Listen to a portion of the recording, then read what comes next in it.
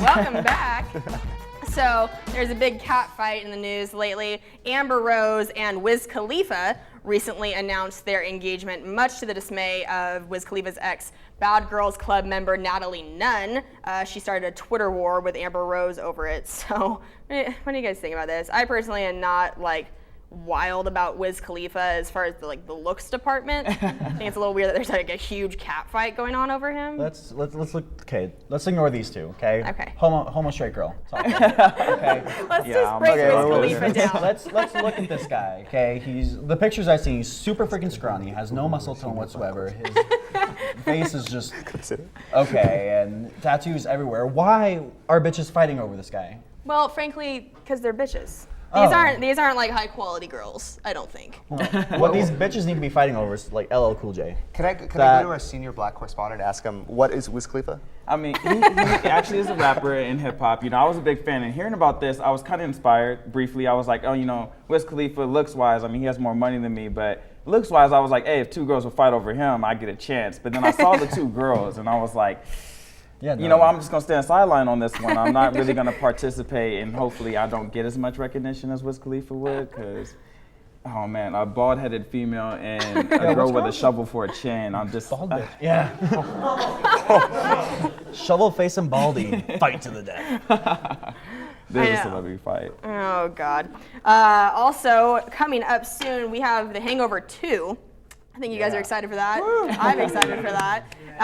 But it's already causing some controversy because the trailer was pulled because of an interesting scene with a monkey and a water bottle in a man's pants. I don't know what more I can say. I guess we're dropping F-bombs. So basically a monkey pretends to give an old man a BJ. I can't really explain it. You just have to watch the controversial trailer that was pulled. But I don't really have a censor anymore in my 22 years of life.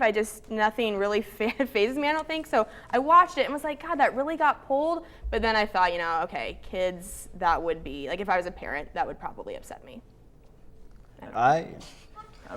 It's a new generation, really, to me. I'm just like, when I watched the clip, I was like, it has to be bad. And I watched the clip and it wasn't that graphic. So I'm like kind of wondering like, what have I been through in my life to not think that was like pretty graphic? I mean, to me, it really wasn't that big of a deal. They just need to kind of get over it. It's really 2011. Kids these days, like 6 and 7-year-olds, are like humping each other in bathrooms. Like, it's really bad that I said that, but honestly, there was a preschool I heard about in my old original elementary school. He like humped a kid in the bathroom, and I'm like, where did you even learn this from? And so it's kind of like, you know, if that's happening, then what are we worried about in movies? Yeah. Sorry. What schools are you coming from? Sean. I grew up in Compton briefly. You saw the news, you've watched hip hop music videos. There's moments where some of that stuff is pretty accurate. Just saying. I didn't even notice the monkey, to be honest. I was just, the entire time I was like, this is gonna be a horrible movie. You think it's gonna be bad? It's got like sequel stereotype written all over it. They go somewhere else, they bring in a new character, they bring in a new animal instead of Carlos the baby, who I love. And Carlos not at the dinner table.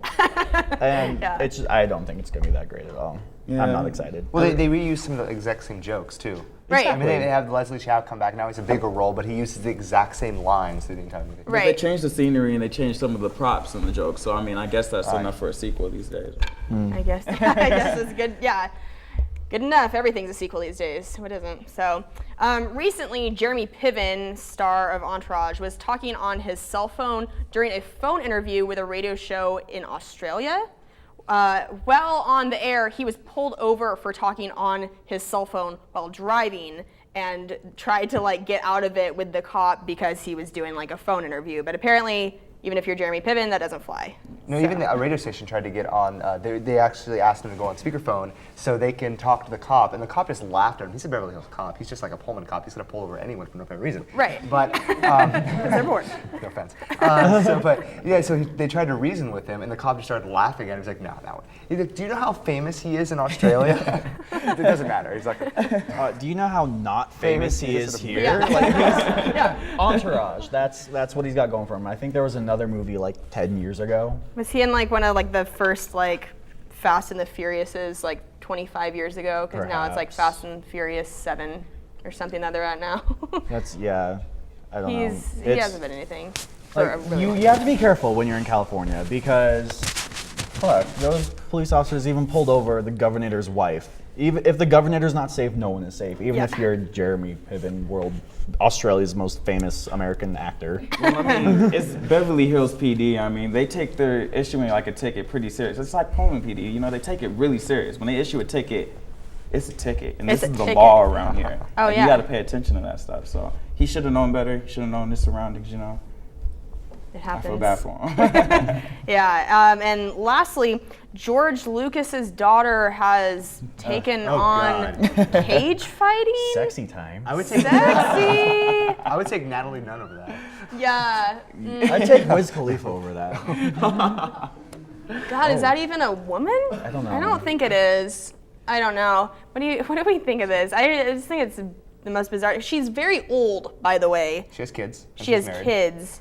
It's a little late in life to decide to take the cage fighting route, I think. No, see, if you're George Lucas's daughter, it's never too late because this is how the conversation went down. She went into his like studio room, whatever, at Skywalker Ranch, and she's like, "Daddy, I want a cage fight," and he's like, "No, sweetie, you have a family." "Daddy, I want it now," and boom. And Bitches boom, getting knocked out. fight chicks. That isn't what says on her shirt in like barbed wire font. Fight chicks? For God's sake. Ugh. She's terrifying. Her hair's kind of weird too. Sorry. That's the first thing you noticed. It's the gay coming out. I just feel like There's nothing good about that situation. after she should have known that this wasn't gonna work out. Like if she was trying to rebel or whatever her reason or excuse for why she said what she wanted to do. It's always been a lifelong dream for her. Yeah. But like after the age of 30, that whole little when I grow up, I want to. You know, after 30, you can't say that anymore. You're kind of just you're grown and it's over. But she did it, and clearly she saw what happened, why you can't do that anymore. Well, she said she didn't want to walk down the aisle with scars, so she waited until after she was married, after she had kids. Oh, how ladylike. I know, right? When nobody still wants to. What a princess. If I saw this in an alley, I would my pants. Like, get me out now.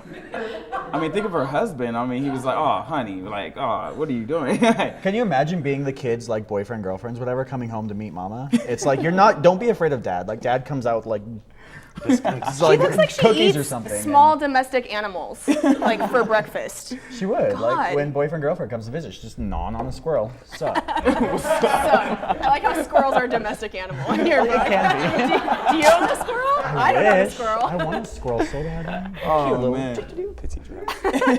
Oh God. Well, as fun as it's been ripping this He-Man it apart, I think we're gonna move on to our next break. But when we come back, we're gonna have our mix final showdown questionnaire thing and exploit all of our dirty secrets to everybody. So yeah. We'll be right back.